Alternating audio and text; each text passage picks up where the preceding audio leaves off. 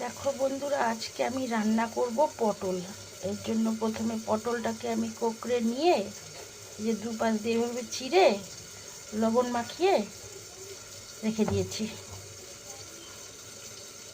এখন আমি কড়াইয়ে দিয়ে দিব তেল। গরম হয়ে গেছে, এখন আমি এই যে লবণ দিয়ে মাখিয়ে পটলগুলো দিয়ে দিব।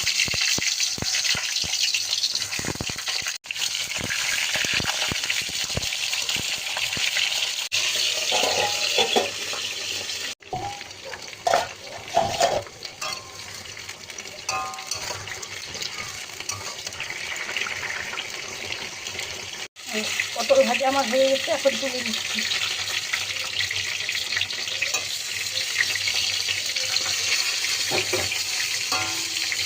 পটল ভাজা তেলে দিয়ে দিচ্ছি কালো জিরা, দিচ্ছি পেঁয়াজ বাটা,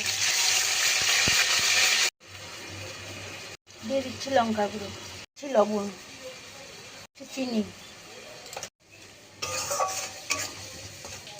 জল দিয়ে মশলাটা ভালোভাবে ভেজে নেব।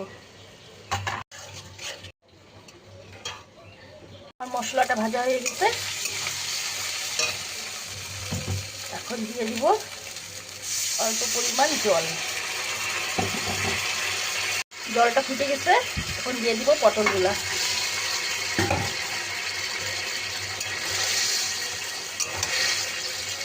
চেরা কাঁচা লঙ্কা দিয়ে আমি আবার এটাকে ঢেকে আঁচটা কমিয়ে দিই।